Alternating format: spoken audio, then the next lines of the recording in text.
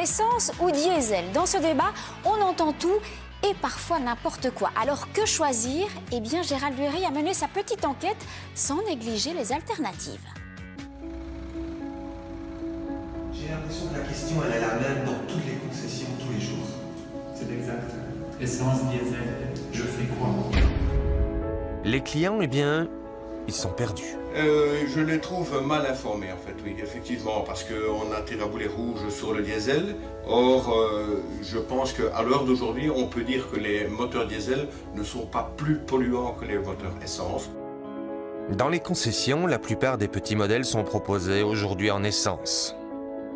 Les plus gros, toujours au diesel. Ça dépend. Vous roulez beaucoup?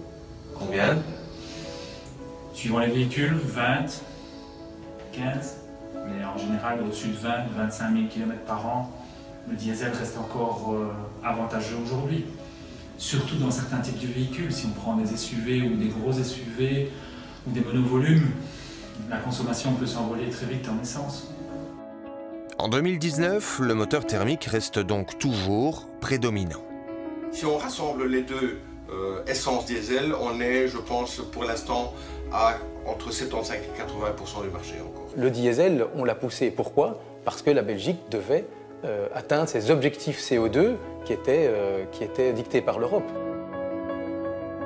L'avantage du diesel, c'est que le rendement est supérieur, mais sérieusement supérieur. D'où une consommation moindre. D'où une consommation moindre, donc des émissions également de CO2 moindres. Que d'autre part, le moteur est robuste, mais il émet des particules fines. Maintenant, quand on parle de particules, tout le monde pense au diesel.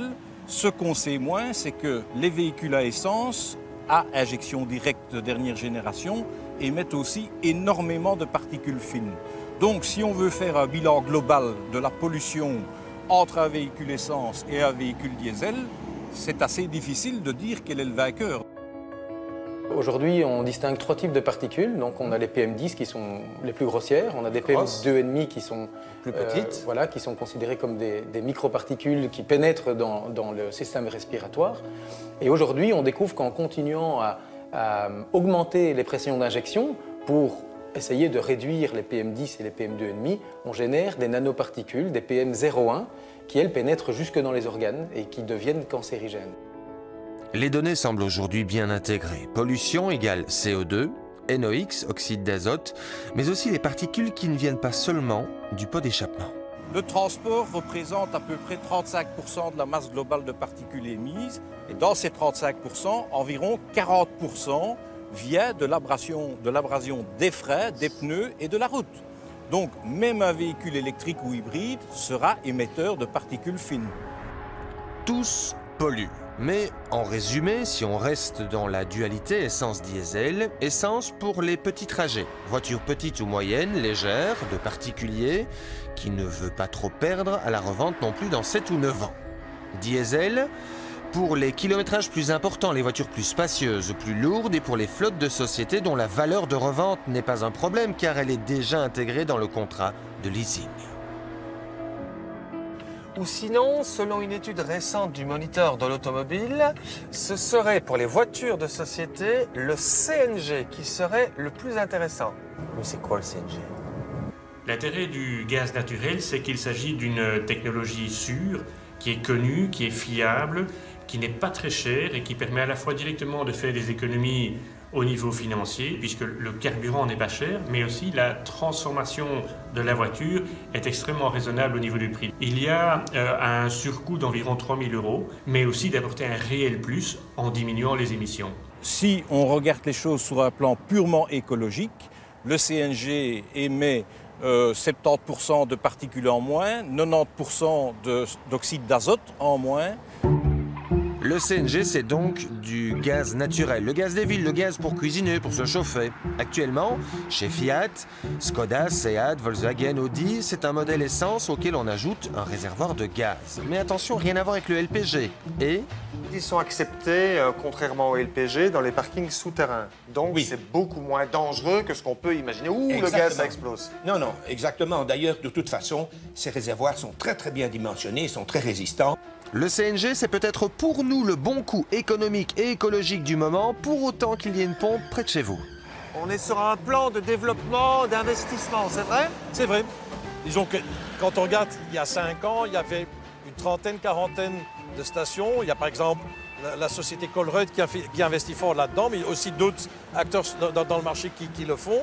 Maintenant, ça va plus vite. Une station de compression de gaz est très facile à installer, il n'y a aucun problème. Mais il y en a très peu. C'est étonnant, mais j'ai l'impression que c'est un peu tard. Investir actuellement, massivement, pour l'avenir, dans des voitures à gaz comprimé, n'est peut-être pas la solution que l'on attend. Parce qu'on sait qu'on va vers l'électrique, voilà, que ce n'est qu'une solution de transition. Exactement, Si je vous suis. voilà, c'est ça. Et pour le journaliste du Moniteur de l'automobile, David Leclerc, l'option de l'essence avec une petite hybridation, donc qui se recharge en relâchant les gaz et en freinant avec l'énergie cinétique, n'est pas négligée.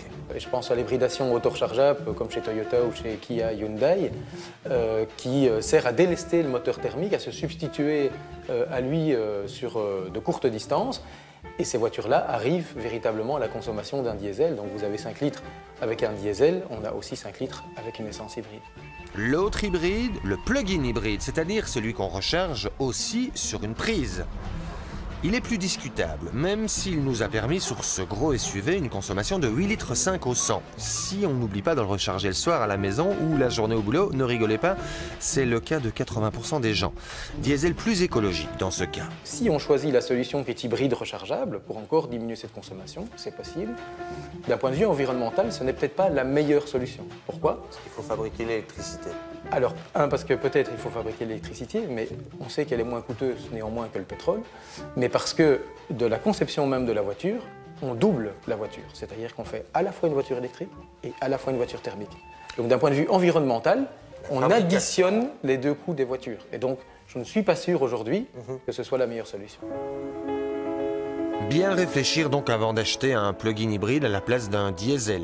Ça peut être une solution pour aller travailler à 30-40 km de chez vous ou rouler en électrique en ville. Mais pas et peu d'autoroutes avec ce type de véhicule. Bref, plus on s'interroge et plus on se rend compte qu'il n'y a pas aujourd'hui une solution carburant universelle. Il faut donc éviter les mesures politiques, fiscales, précipitées et surtout harmoniser intelligemment tout cela, tout comme la fluidité du trafic d'ailleurs. Très mal pensé chez nous. On a la partie fédérale, on a la partie régionale. Là aussi, ce serait pas mal d'avoir une fiscalité Qui soit la même pour tout le pays? qui soit la même et qui soit un petit peu plus avec une vision à long terme. Je pense qu'il faudrait aller loin, en fait. Donc je ne sais pas jusqu'où les politiques ont l'intention d'aller. Moi, ce que j'aurais tendance à privilégier, c'est de reprendre effectivement, pour chaque véhicule, les émissions de NOx, les émissions de particules, etc., et de lui attribuer un score écologique, et que ce score écologique intervienne dans la formule de calcul de la taxation, et que ça a un impact pour le client final. Très bonne idée, ça. Un bilan global de la voiture. Et ce n'est pas parce qu'elle est plus grosse ou plus petite ou autre qu'on devra plus ou moins la taxer. C'est intelligent. Exactement. Et ça existe déjà. C'est un outil interrégional de surcroît qui s'appelle l'EcoScore, et qui attribue des notes comme ça aux voitures sur base de... Un outil belge? Absolument. Conclusion, on ne va pas choisir à votre place. Par contre, réfléchissez bien avant de choisir quel carburant pour quelle utilisation. Ah oui, parce qu'il n'y a pas une bonne réponse pour le moment. Et puis réfléchissez aussi, quand je vois un prix pareil, et puis quand je vois aussi les urgences écologiques, réfléchissez aussi à peut-être prendre moins la voiture. Et l'avion? Et le bateau? Les plus gros pollueurs dans le transport. La voiture, ce n'est que 13%, mais c'est... Ben oui, c'est déjà trop.